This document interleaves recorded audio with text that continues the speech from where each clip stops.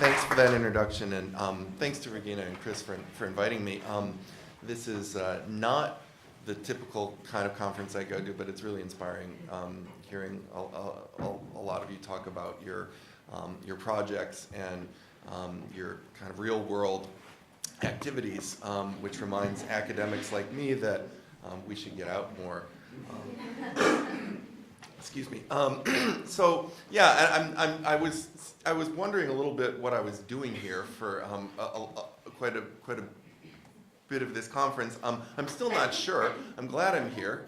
This is fun. I'm not sure you'll be glad I'm here, but this is a little bit of a transition, I guess is the right way to put it. I think we're all familiar with the concept of the Sixth Extinction. It's something that's been around a lot. It has some currency. It basically, the term itself dates back. It was probably originated by E.O. Wilson, who is is a biologist, entomologist, one of the major promoters of the concept of a biodiversity crisis and the need for a response to it.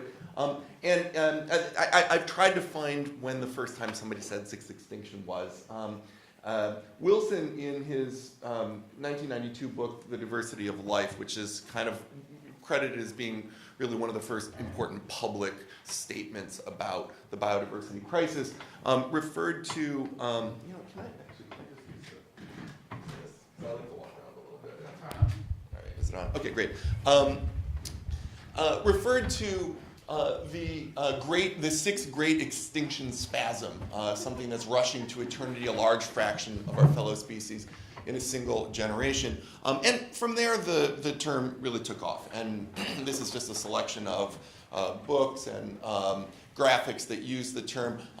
Probably a lot of you are familiar with Elizabeth Kolbert's recent book, The Sixth Extinction, which is a good book. It won a lot of prizes. I think it's also got some problems. It was actually not the first book called The Sixth Extinction.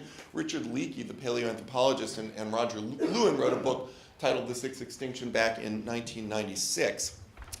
Also an interesting and somewhat problematic book.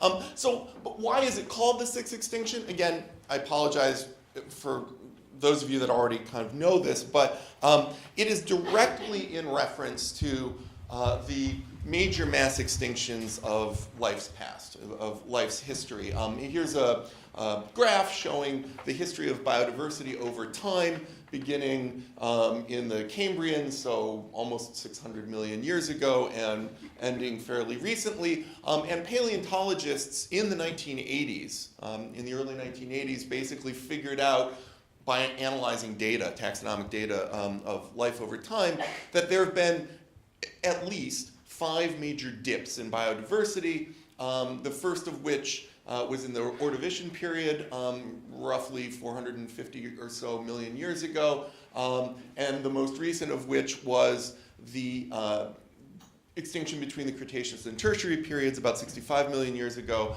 and that's the one that did this, that took out the dinosaurs. So there are 5 major mass extinctions. They're referred to by paleontologists as the Big Five, and this is explicitly the context for the term Sixth Extinction. And I want to stress that because it's not just the case that it was a rhetorical move to call the current biodiversity crisis a Sixth Extinction because mass extinctions, these Big Five mass extinctions, got a lot of press in the 1980s. But actually, the paleontology behind the identification of these mass extinctions directly informs what people like E.O. Wilson and others think is going on now. In other words, the concept of a mass extinction that was established by paleontologists in the 1980s became the explicit scientific and rhetorical context for understanding what's going on today. And that's not without consequences. The other point that I want to make is it has to do with what is assumed to cause mass extinctions. Now, we don't know what caused all 5 of the mass extinctions. The largest extinction of all time, where something like perhaps 95% of all species became extinct, took place. This is this graph shows taxonomy at the family level. So we can only assume the number of species within families that are killed. So it doesn't dip all the way down because, you know, if one or two species in a family hangs around, then the family hangs around. But at this point, the end of the Permian, it was probably a multi-causal sort of event where there was atmospheric changes, sea level changes, all kinds of things. But we're fairly certain that the extinction that took out the dinosaurs was caused by some kind of a gigantic bolide, an asteroid or a comet impact. That extinction is the one that really is the symbolic one of the 5 mass extinctions for a variety of reasons, not least of which because the dinosaurs are a very charismatic species, right? Or group, sorry, they're not a species. A very, very charismatic group, which has a lot of cultural resonance and has for a couple of centuries, really, or about a century and a half, we identify with the dinosaurs, I guess, in a way. And so it's the dinosaur mass extinction at the end of the Cretaceous period that's really come to symbolize what mass extinction means. Now, in reference to this, it's slightly earlier in a collection of academic papers on biodiversity, Wilson wrote that not only is what's happening right now potentially a mass extinction, it is perhaps even worse than the event that killed the dinosaurs 65 million years ago, because he says in one important respect, it's worse because most of the plants survived the mass extinction that killed the dinosaurs and other groups. But this crisis is also reducing plant diversity, right? So, okay, so the points there to establish now thus far are the term Sixth Mass Extinction is derived from the context of these paleontological studies of mass extinction in life's past, and in particular, the most recent previous mass extinction, the one that killed the dinosaurs 65 million years ago, was caused by this kind of single agent, right? A comet or an asteroid. Now, is there anything wrong with this? Okay, because you can tell I'm going to try to poke some holes in these conceptualizations. First of all, is there anything wrong with this perspective that we're experiencing a sixth mass extinction, right? I mean, it's rhetorically effective. Clearly, right, this is a photograph of the depleted rainforest. Clearly, bad things are happening in the environment. And I just want to say, you know, right off the bat, I'm not saying that nothing bad is happening in the environment. I'm not saying that species aren't becoming extinct, and I'm not saying we should do nothing. But I want to think about some of the problems that might exist with the way that we address this. So what are we in, that's the perspective I want to look at. What are we in this scenario? Are we the asteroid? Are we the dinosaur? Are we both? And I think in some ways we see ourselves a bit as both, and it's problematic from the standpoint of agency. I think that you could say, we've discussed what agency means a bit in the workshop already. I think you could say that an asteroid has agency, but it has a particular kind of agency, and I think it's problematic to associate our own human agency with the fairly simplistic agency of something like an asteroid. It's also problematic when we see ourselves simultaneously as a victim. So the somewhat unintuitive point, I think, that I want to make here is that when we describe the current biodiversity crisis as a sixth mass extinction, we are still thinking in anthropocentric terms. Even though people like E.O. Wilson talk about biophilia and love for the natural world and embracing the importance of all species, we still can't help but think anthropocentrically, and I think that's problematic. And it's problematic because it boils down to the kind of agency that's assumed to be the source of the crisis, and the agents who face its consequences, and the agency that's required to resolve the crisis. So the rhetoric and ethics of biodiversity and extinction are strongly implicated in a history of cultural and scientific assumptions that continue to privilege the human perspective. And so again, I'm not trying to excuse humans from harming the Earth, but I suggest that we need a new framework for understanding the current situation that does decenter, to some extent, human values and agency. And so just a quick example of how we continue to see this extinction event anthropocentrically, right? In this graphic, it's a typical kind of graphic that you find on the internet, we have the 5 previous mass extinctions and sort of the charismatic group that was eliminated. So you've got the trilobites, you've got a particular kind of jawed fish, then you've got a pre-dinosaur, reptile. Then you've got the dinosaurs, and here you've got us, right? You've got us as the focus, right? Which is problematic because we're also causing it.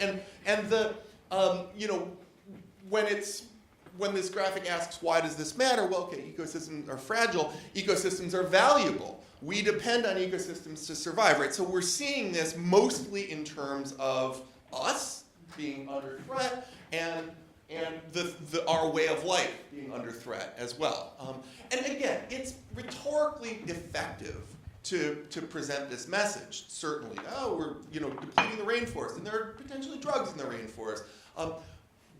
I'm not denying the rhetorical effectiveness of this, but it's also somewhat problematic. For one thing, the way we conceptualize extinction is directly related not only to the history of kind of the paleontological analysis that went into the identification of mass extinctions, but also the Cold War context in which a lot of this research was done. We conceptualize mass extinction the way we do in large part because of fears of the threat of nuclear war that existed in the 1980s when this research into paleontological extinction and also biodiversity was being conducted. And just a quick example, I'm conscious that I need to try to whip through this fairly quickly. The identification of the comet impact or asteroid impact that killed the dinosaurs in 1980 was made by Walter Alvarez and Luis Alvarez, father and son team. Luis Alvarez is a geologist. Walter Alvarez is a geologist. Luis Alvarez was a nuclear physicist who worked on the Manhattan Project and helped build the hydrogen bomb. And they described it initially, the impact, as being as powerful as 100 million hydrogen bombs. And this is really the way it was presented. The catastrophic scenario that was proposed for the extinction of the dinosaurs became the explicit basis for the nuclear winter scenario that Carl Sagan and others proposed. In fact, the same scientists who worked on the atmospheric modeling for the effects of an impact of an asteroid 65 million years ago worked on the nuclear winter scenario. They were really linked together. Okay, so this is also part of the Cold War era. The biodiversity crisis and the way that we conceptualize the biodiversity crisis is part of the Cold War era, and these things are linked in important ways. A nice example is 1984 editorial written by a journalist named Ellen Goodman, where she argued that every era gets the dinosaur story it deserves, right? And the one that we have is because we're surely now more sensitive to cosmic catastrophe, to accident. We're more conscious of the shared fate of the whole species. Our dinosaurs died together in some meteoric winter, the victims of a global catastrophe. As humans, we fear a similar shared fate. The difference, though, right, and this is always the moral of the story, is that their world was hit by a giant asteroid, while we, the large-brained, adaptable creatures who inherited the Earth, may produce our own extinction, right? We're producing our own asteroid. All right. So what are some of the problems with the Sixth Extinction concept? Well, in the first place, there's an empirical question about what counts as a mass extinction. And this is maybe the most kind of picky point. But can we claim we're really experiencing a genuine mass extinction? Scientists, not in any way because of political affiliations, but there are legitimate empirical questions about simply how many species are becoming extinct right now. Ed Wilson in The Diversity of Life says the most conservative estimate is that 27,000 species are becoming extinct every year, every day 74, and each hour 3. And you see these kinds of numbers if you go to natural history museums. Again, it's part of the very effective rhetoric, sort of how many species, 2 species died in the time that you visited the museum, or something like that. That's, again, very effective, but it's based on some fairly fuzzy biology. I mean, we don't actually know how many species exist in the world at all. And the estimates, these high estimates, are based on assumptions that there are maybe as many as 30 million even insect species in the canopies of the tropical rainforest that haven't yet been identified. And so it's basically a calculation, well, if there are this many species in the tropical rainforest and you remove this much rainforest, then you must be killing these many species. So paleontologists also, and I'm going to just go through this quickly, I won't read these quotations, but paleontologists who were responsible for the extinction studies also are concerned at the way that Wilson and others have used their estimates, which are for geologic time, and which are based on paleontological data, which is very different from current taxonomic data, to kind of analogize between present and past. And so Dave Rauch, who was one of the most important paleontologists who worked on mass extinction, says that essentially you can't use the same logic to describe the present and the past. We might be experiencing something that could end up being a mass extinction event in hindsight, but we can't know now. So whether or not there are 5 million or 30 million species on Earth is something that needs to be addressed by biologists and ecologists. But mass extinctions are events that are detected on geological timescales, and comparisons between the data and the phenomena observed by paleontologists and biologists are problematic.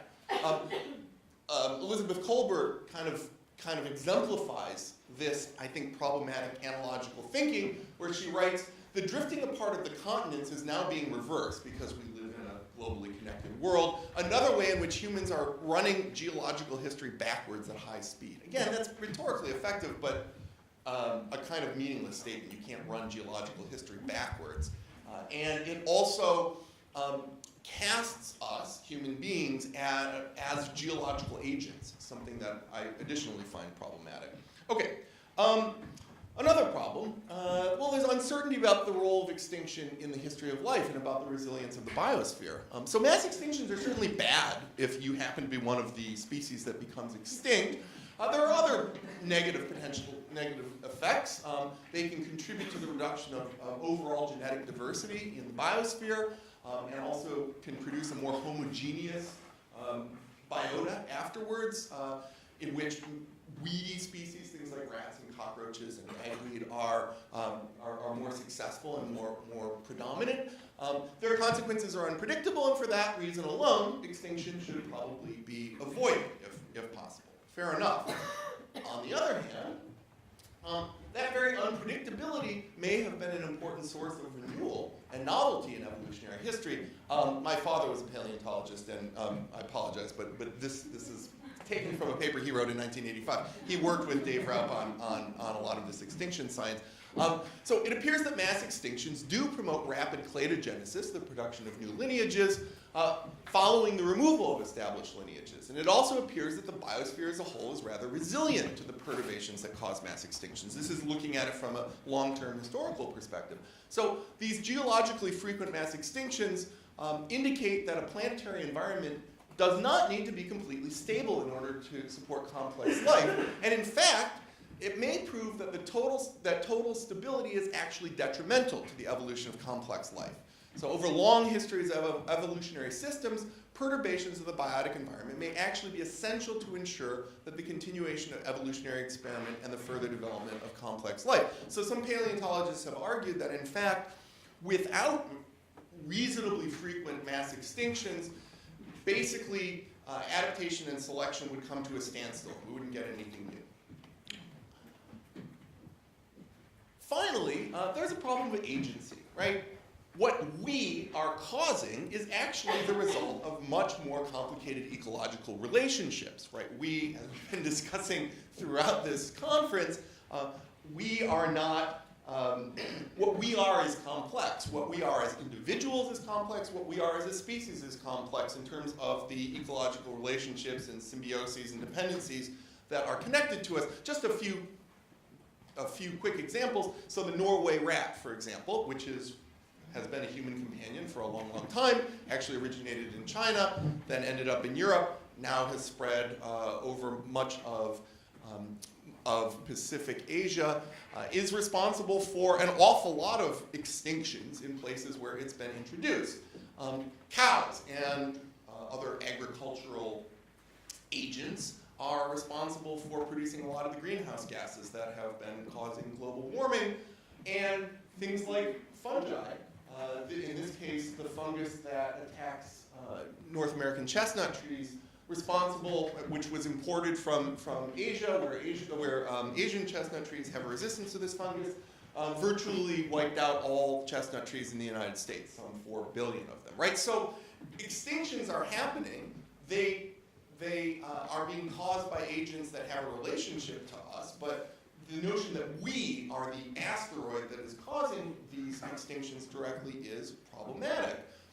It's undeniable that human migration has been connected with the spread of other species of plants, animals, and microorganisms, but these consequences are the result of an interaction of many complex agencies, human and non-human as well, and it's an oversimplification to say that human agency is responsible for these effects, especially when we still barely understand how complex these relationships are.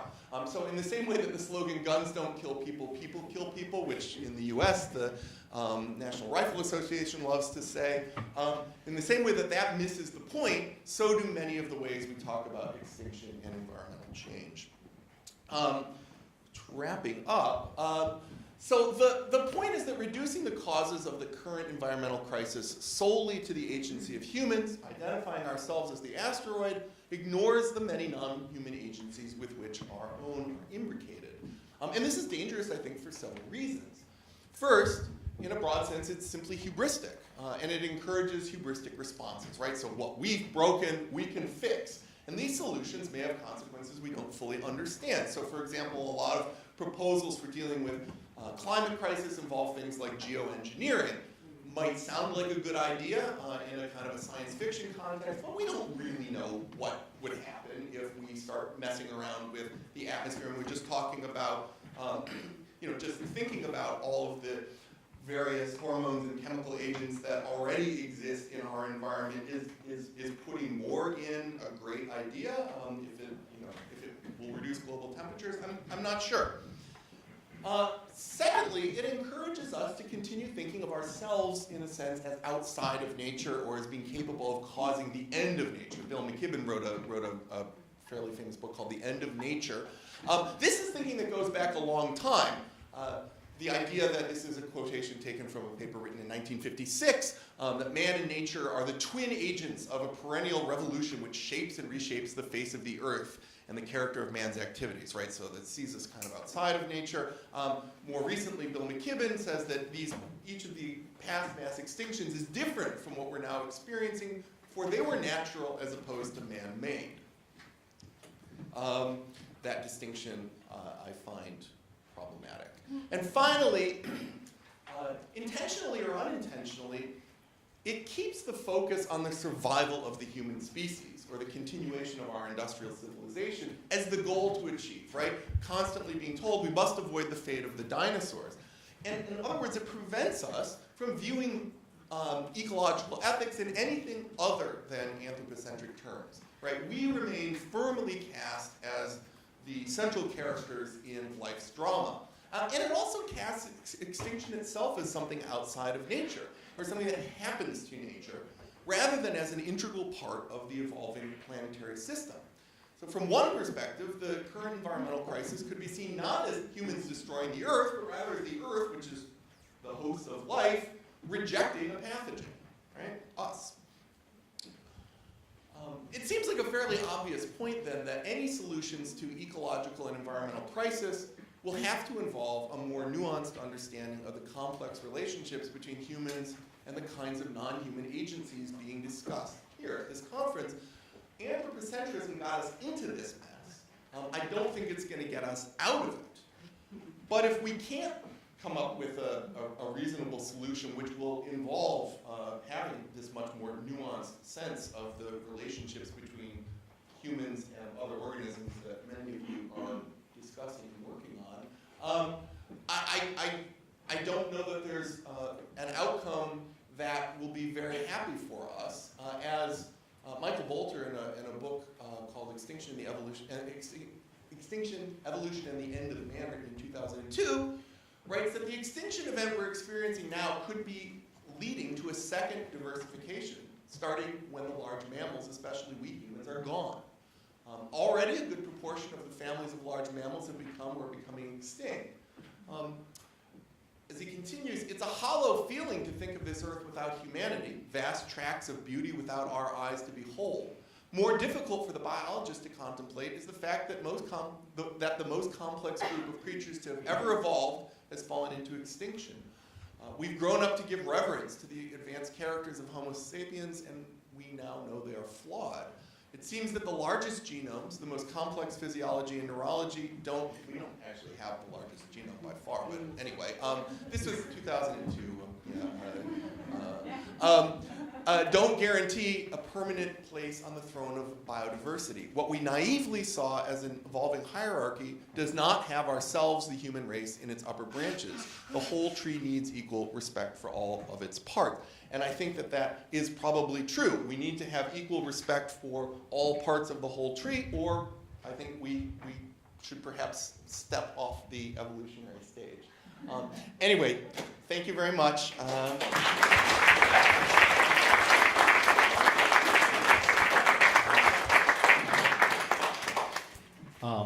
Thanks for the macro view.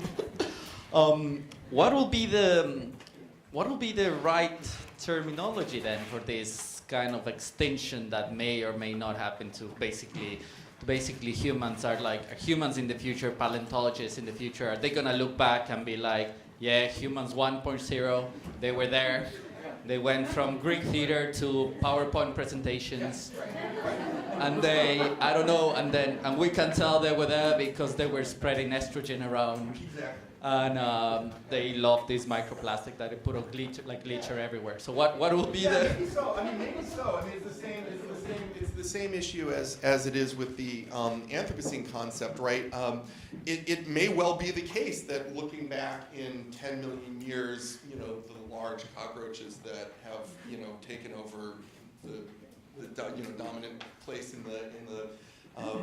in the food chain will discover a geological signal that shows us here, with plastics, with other kinds of the radioactivity in the stratigraphic layers.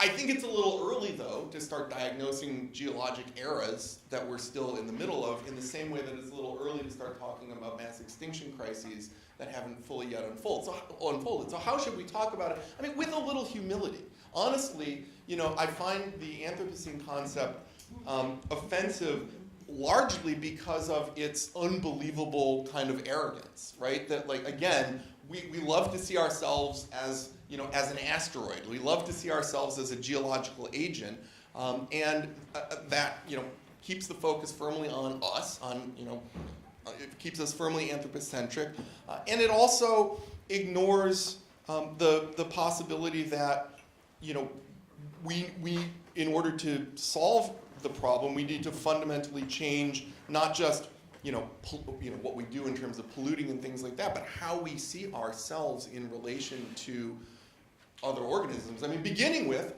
which I love the microbiome research that's going on, because begins with fundamentally seeing ourselves as colonies rather than as individuals. Yeah, exactly. So so part of my criticism is rhetoric, is criticism of the rhetoric, right? Sixth Mass Extinction, Anthropocene are, I think, arrogant terms, but it's deeper than that. It's philosophical. I mean, I think it causes us to have an ethical response, which is not the ethical response I would like to see.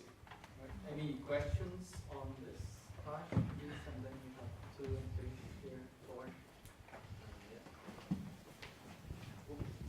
Thank you, David. I agree with much of what you've talked about. I just want to Me challenge. too. Not all, though. Yeah, okay. So I just want to challenge a couple of things. Sure. I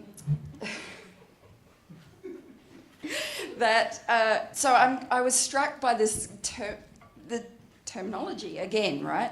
That first of all, this idea that of Wilson's of the Sixth Mass Extinction spasm, which nice ejaculation metaphor, and way to minimize it, right?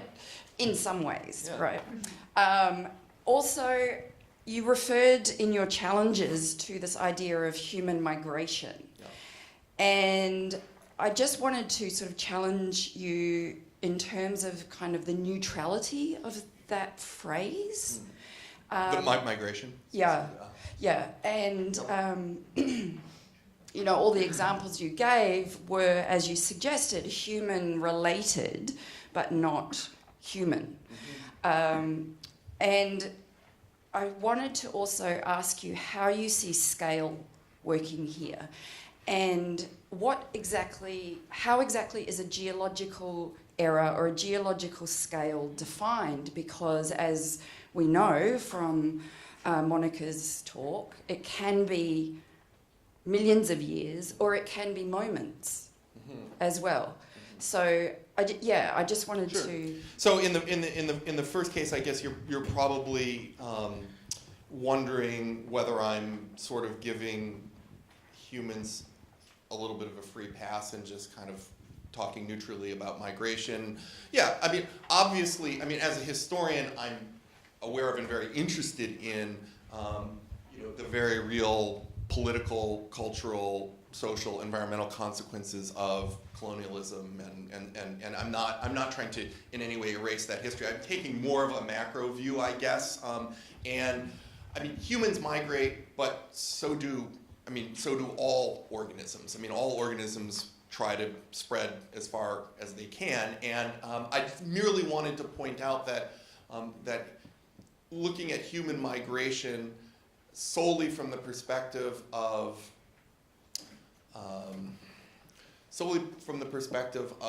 our kind of industrial footprint on the environment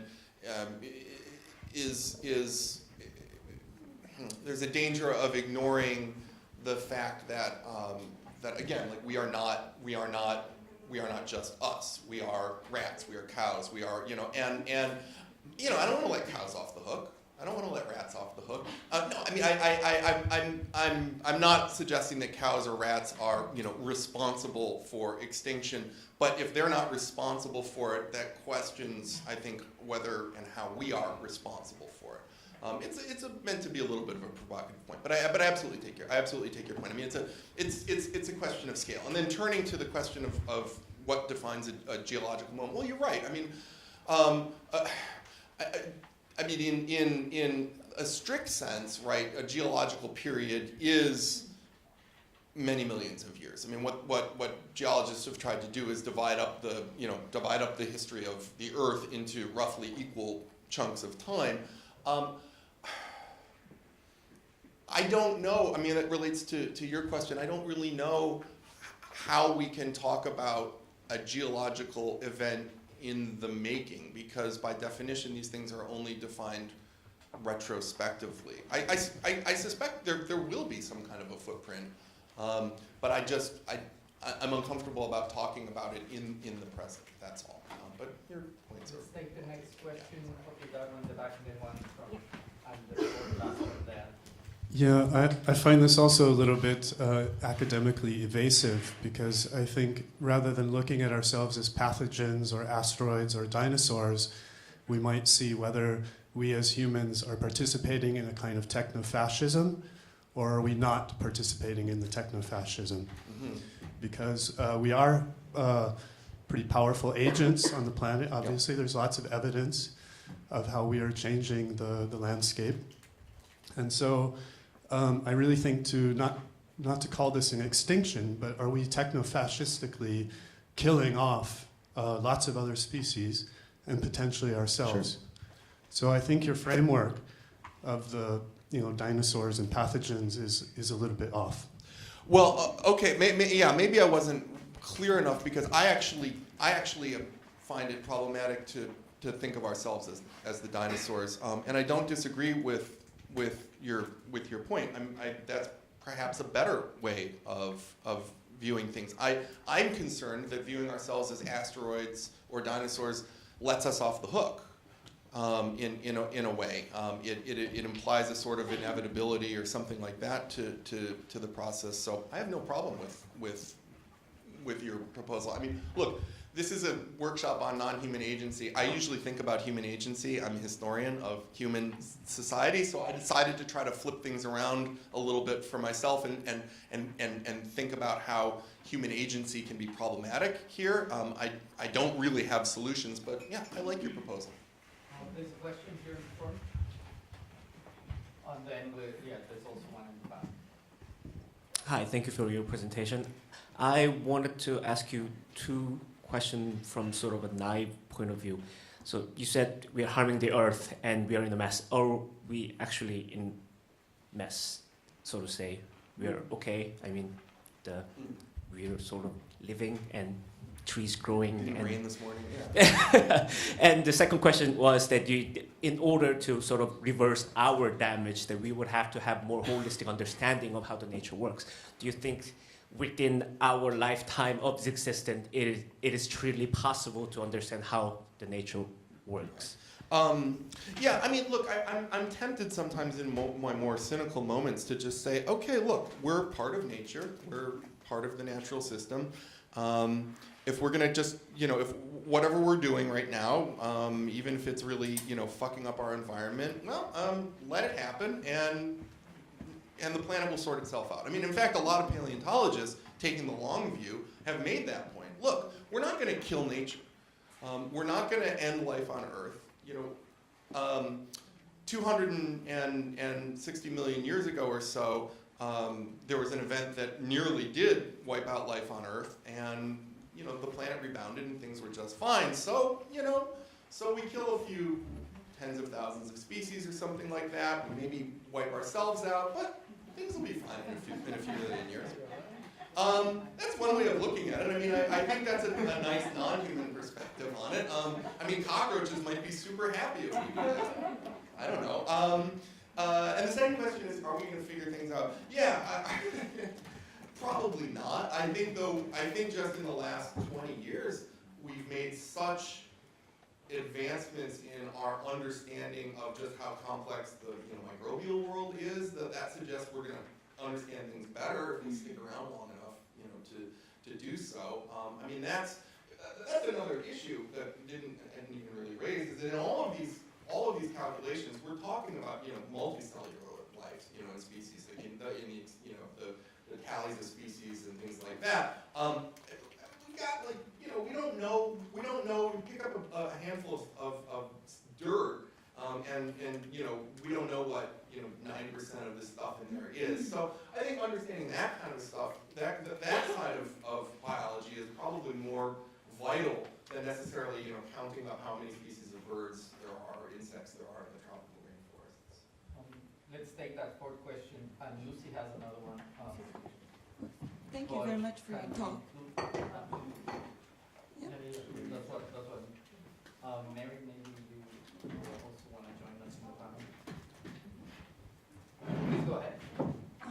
Thank you for your talk. I have a question that relates to somehow the newest research that I'm aware of, and I would be wondering if you have any opinion of this. There's really a book that came out just a few months ago by Chris Thomas. It's called Inheritors of the Earth, How Nature is Thriving in the Age of Extinction. And his research is known for only some years. And his idea is that instead of preserving the past environments, we rather look into sort of preserving biodiversity, including newcomers. And the whole idea is that actually there's lots of newcomers around us new species related to biogenic environments. And somehow they're completely not in focus, or in focus only in some areas of interest, but generally we tend to be conservative in our conservation thinking. So some people actually, this recent sort of discourse that may be problematic, but still we should acknowledge it exists, is that actually we're talking about Anthropocene explosion maybe. And especially Thomas's research is about plants, and he claims, and his lab claims, that there are actually more plant species now in Europe, coming into the scene than actually disappearing. So I'm wondering, what is your opinion about this sort of new ways of addressing this whole issue? Yeah, very intrigued by them. It turns out birds are not doing so badly either. I haven't read that particular book, but I'm familiar with that. Just 2 months ago Yeah. when it came. Oh, is mine on? I'm familiar with that research. I thought so. Yeah, I mean, it's interesting. I mean, part of the problem is that,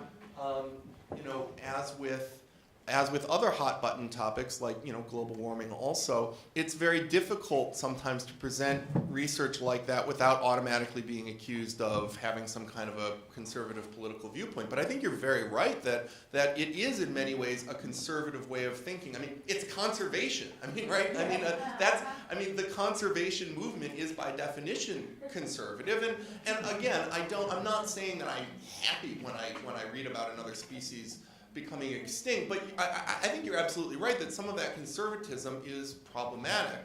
And I mean, to say nothing of the fact that people like E.O. Wilson, like the neoliberal politics of people like E.O. Wilson are very problematic. And I mean, we haven't talked about sociobiology and things like that, but it's interesting that it has become sort of gospel among political progressives that we must think of the biodiversity crisis in this particular way, but they're not really examining what the actual underlying ideology, I think, of some of that thinking is. So yeah, I'm open to it.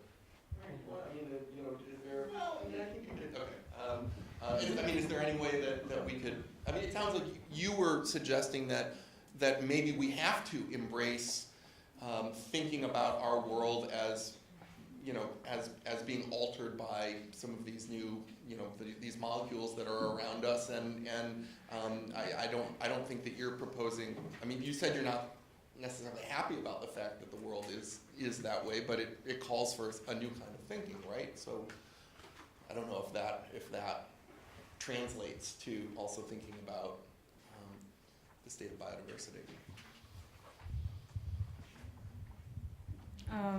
So I have kind of a personal experience with biodiversity loss because I used to do a lot of tropical research before I got into biohacking, and I've witnessed firsthand a lot of deforestation in the border between Guatemala and Honduras, and it's quite devastating. And I think that when we talk about extinction, I think that we have to take a much more nuanced approach and look at all the different factors affecting it. Like one person mentioned the techno-fascism, which is one aspect. Also the economy of the region, the politics of the region, what resources they have to protect the rainforest, things like that. It's,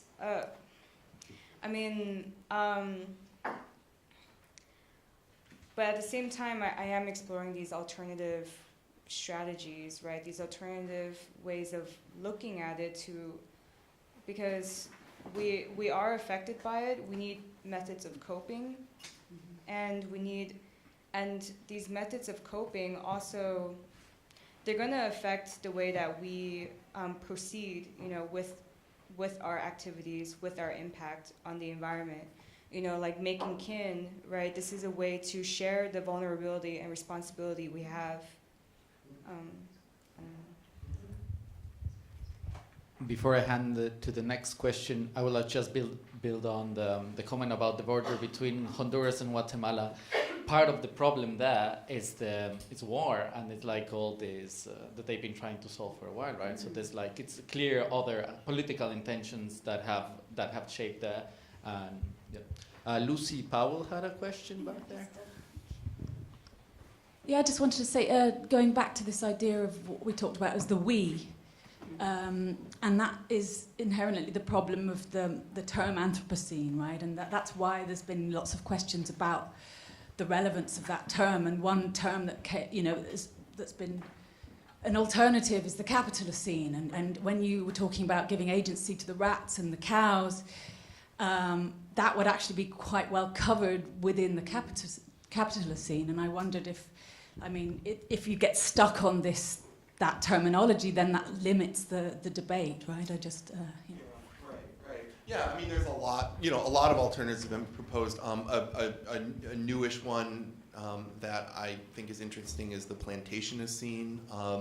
I mean, all of these different terms do point to real and important historical factors, and I think they're all worth studying. I don't know whether we need to pick one and reduce everything to it, right? I mean, I think there is a Capitalocene, or there is, I mean, the effects of what people call the Capitalocene are real and should be studied. The effects of what people call the Plantationocene are real and should be studied. Do these things need to be geological designations? No, probably not, but they are important in the discourse around environmental history and history more generally. And I think that they probably, at least in being more narrow and more specific, they probably more accurately finger genuine phenomena that are worthy of scrutiny. Any other questions before we wrap up? We'll head for the break. Margarita, you Yeah, but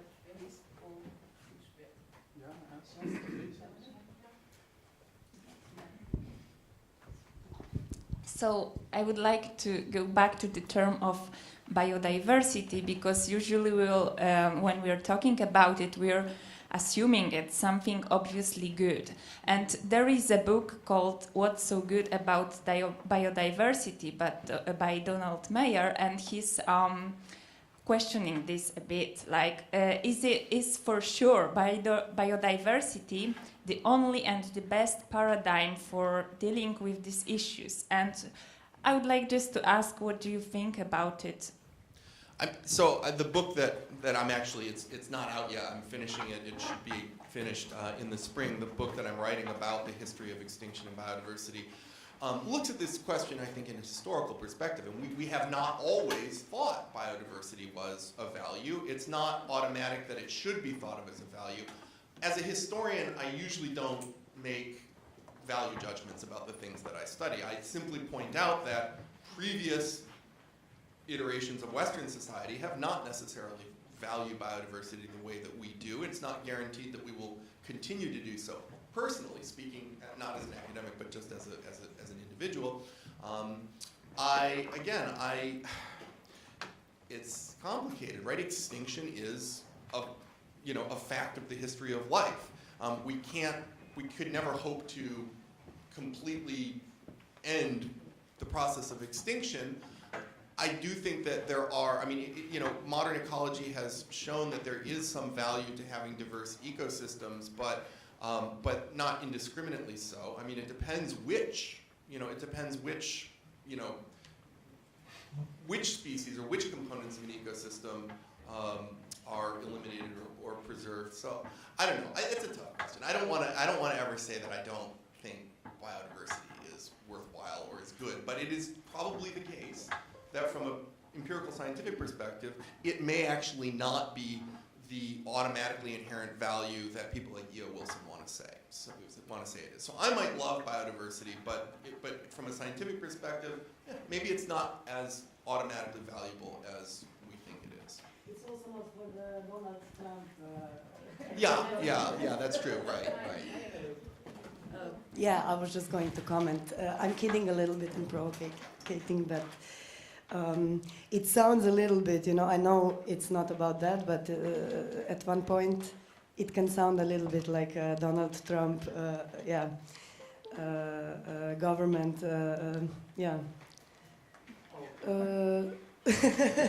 discourse, which means then that maybe Donald Trump is the ultimate non-anthropocentric, non-human agent, actually. I think if you've seen his Wouldn't that hair be and a his great skin, switch?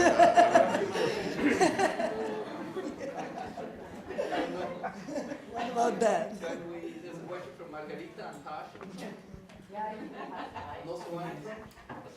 Okay.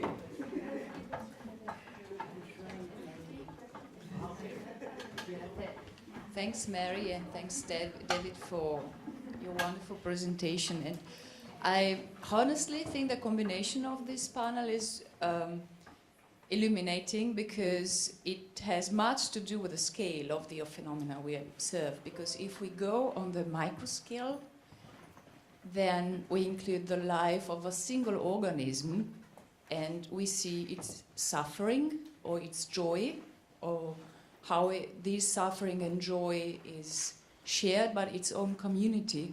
But if we go on a broader time scale, then this doesn't matter. I mean, nature really doesn't care about individuals. They are part of a bigger system. And maybe keeping this in mind could help us frame the level of the discourse we are proposing. I don't say that I don't mean that I don't care about the suffering of the individuals. I do, and I do a lot care about single ecosystem. But if I think about the history of the planet or of the universe,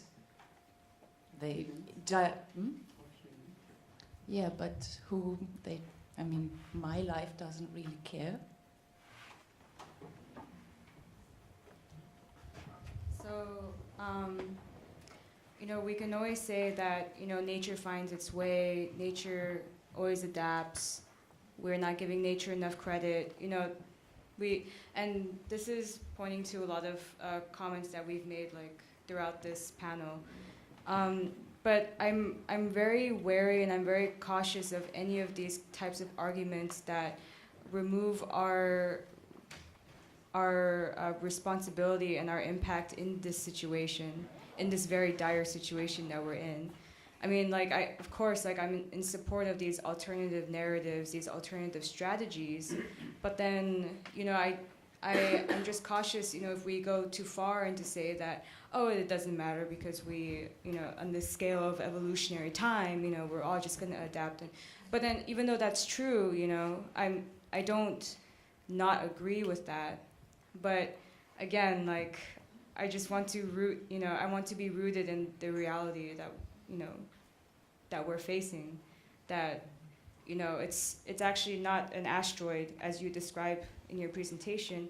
It's not like this, a bomb that's dropped and then everything is wiped out. It's slow, it's pervasive, like climate change, like the molecules of disruption. It's so slow and invisible that we cannot grasp our heads around it. It's not like something that could be sensationalized in the news, like 9/11, the towers, coming down. It's not something sudden, apocalyptic. It's so slow, and that's the danger in it. So. Yeah, but that's exactly why we need two different time scales to see how we should take care of communities, of individuals, and of ecosystem and of single species, and frame it in a bigger. All right, thanks. We don't really have any time actually for that.